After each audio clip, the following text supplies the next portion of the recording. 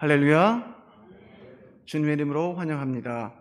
오늘 우리가 보신 말씀 가운데 핵심이 되는 말씀은 바로 남은 자입니다. 남은 자와 뿌리를 내리는 말씀, 그리고 열매를 맺는 삶이 되겠습니다. 오늘 보신 열왕기 말씀은 이스라엘 백성들의 역사서입니다. 특별히 그 가운데서도 이스라엘의 왕정을 다루고 있습니다. 그 역사서의 사관을 이루고 있는 것은 바로 신명기 말씀이 되겠습니다. 창세기, 출애굽기, 레위기, 신명기, 민수기, 그 중에서 가장 중심이 되는 말씀은 바로 신명기 말씀이 되겠습니다. 신명기 6장 4절 한번 제가 읽도록 하겠습니다. 이스라엘아 들으라, 우리 하나님 여호와는 오직 유일한 여호와시니 너는 마음을 다하고 뜻을 다하고 힘을 다하여 내 하나님 여호와를 사랑하라.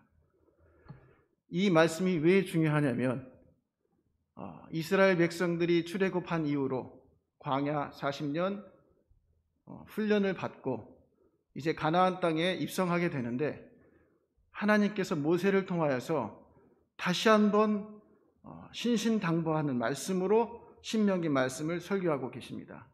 그것은 십계명의 첫 계명이기도 한 너는 나 외에 다른 신을 섬기지 말라.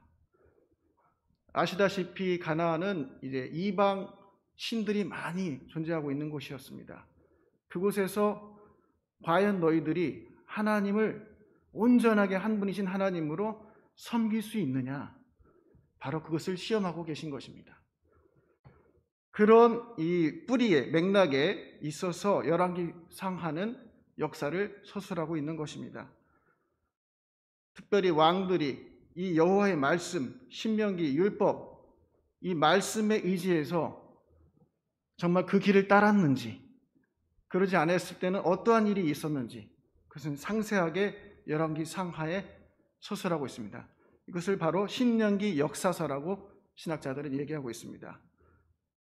여호수아, 사사기, 룻기, 사무엘 상하, 열왕기 상하까지를 바로 신명기 역사서라고 말합니다.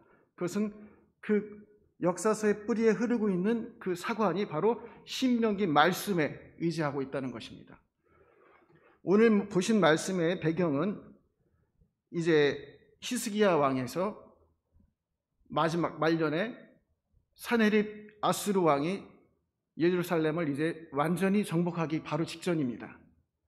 그때 히스기야 왕은 온전히 주님 앞에 회개하며 옷을 찢으며 기도하기에 이릅니다.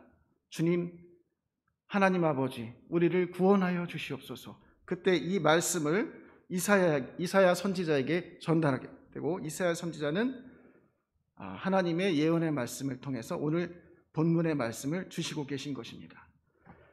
같은 맥락으로 열왕기 상의 말씀을 보시면 열왕기 상 19장 18절의 말씀을 제가 읽어드리겠습니다.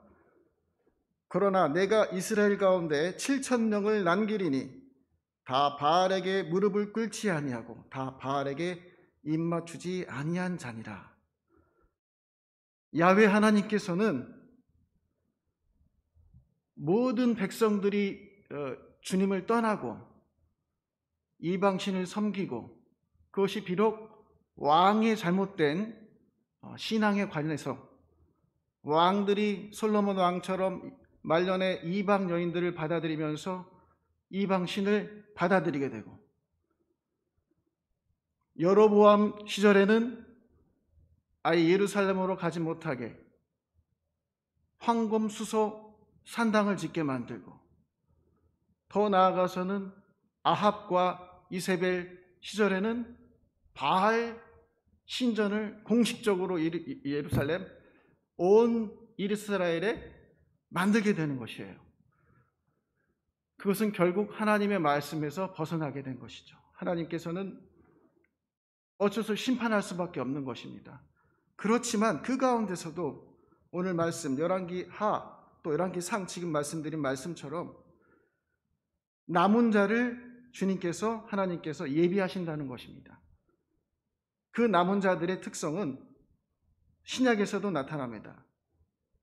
신약 로마서 11장 5절에 이렇게 말씀하고 계십니다. 그런즉 이와 같이 지금도 은혜로 택하심을 따라 남은 자가 있느니라. 바로 이 남은 자들이 이 시간 예배드리고 있는 저와 여러분들이 되실 줄 믿습니다.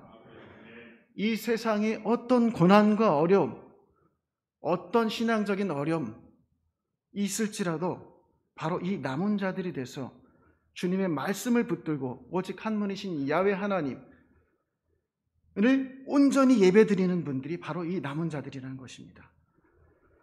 그렇다면 이 남은 자들이 가져야 할 열매는 무엇입니까? 오늘 말씀처럼 말씀의 뿌리를 깊이 내리고 주님을 섬기는 삶을 살 때 어떤 열매를 맺을 수 있는 것인지 성경은 얘기하고 있습니다. 그것은 우선 첫 번째로는 행위의 열매입니다. 예레미야서 32장 18절에 보시면 주는 책량의 크시며 책략의 크시며 하시는 일에 능하시며 인류의 모든 길을 주목하시며 그의 길과 그의 행위의 열매대로 보응하시나이다. 아멘. 그렇습니다. 우리는 말씀의 뿌리를 깊이 맺고 그 말씀대로 행할 때 주님께서는 그 행위의 열매대로 보응하신다고 말씀하고 계십니다. 그 행위의 열매 가운데 첫 번째가 되는 것이 신약에서 보시면 회개의 열매가 되겠습니다. 마태복음 3장 1절 말씀입니다. 그때에 세례 요한이 이르러 유대 광야에서 전파하여 말하되 회개하라 천국이 가까웠느니라 하였으니. 7절에 보시면 3장 7절입니다. 요한이 많은 바리새인들과 사두개인들이 세례 베푸는 데로 오는 것을 보고 이르되 독사의 자식들아 누가 너희를 가르쳐 임박한 진노를 피하려 하더냐. 그러므로 회개에 합당한 열매를 맺고. 그렇습니다. 우리가 말씀의 뿌리를 깊이 내릴 때 주님은 행위의 열매대로 보응하신다고 하셨는데 우선 우리는 회개의 열매를 맺어야 되는 것입니다. 세례 요한이 말씀하신 것처럼 10절에 보시면 이미 도끼가 나무 뿌리에 놓였으니 좋은 열매를 맺지 않은 나무마다 찍혀 불에 던져지니라. 이게 회개의 열매를 맺지 못한 나무는 찍혀 불에 던져지리라고 주님은 경고하고 계신 것입니다. 그러므로 우리는 말씀에 근거하여 항상 말씀을 묵상하고 하나님 한 분이신 하나님을 찬양하고 예배하는 삶을 계속하여야 되는 것입니다. 예루살렘 민족이 그 숱한 어려움과 고난 가운데 나라로 잊어버리고 나라 없이 방황하는 민족이지만 지금까지도 주님의 사랑을 받는 택한 백성이 되는 이유는 바로 토라, 모세오경이라고 하죠. 토라, 율법책이라고 번역됩니다. 그분들의 언어로는, 히브리어로는 그 율법책을 주야를 묵상하고 14세 성인이 되기 전에 그것을 다 외우게 하는 것이에요. 바로 그곳에 하나님의 영광과 선택하심이 있다고 저는 믿습니다. 그들은 하나님의 말씀을 주야로 묵상하게 하고 14세가 되기 전에 그것을 외우도록 합니다. 우리 자녀들이 국어, 영어, 수학 학원 다니고 이런 거에 허비할 때 이스라엘 백성의 자녀들은 하나님의 말씀으로 그들의 마음에 뿌리를 내리게 한다는 것이죠. 바로 그 기본이 지금의 이스라엘 민족을 만들게 하시고 택한 백성이라는 칭호를 받게 하시는 것입니다. 유대인들은 우리 노벨상을 한 분 받는 상황에서도 유대인들은 수백 명을 노벨상을 받게 합니다. 바로 하나님이 주시는 지혜로 인한 것이죠. 그렇게 해서 회개의 열매 다음에 오늘 마지막 말씀입니다. 성령의 열매가 이어지게 됩니다. 우리가 회개의 열매를 맺은 이후 주님께서는 성령의 열매를 맺어라 말씀하고 계십니다. 갈라디아서 5장 말씀입니다. 5장 1절 그리스도께서 우리를 자유롭게 하려고 자유를 주셨으니 그러므로 굳건하게 서서 다시는 종의 멍에를 매지 말라. 그렇습니다. 그리스도께서는 우리에게 자유함을 주셨어요. 어떤 물질의 멍에 어떤 고난의 멍에, 어떤 환경의 멍에를 우리는 예수 그리스도의 말씀과 예수 그리스도의 십자가의 복음으로 벗어 던지고 자유함을 얻은 존재들입니다. 그러므로 우리는 매 순간 주님께 영광, 찬양, 감사, 예배를 드릴 수 있는 그런 존재들인 것입니다.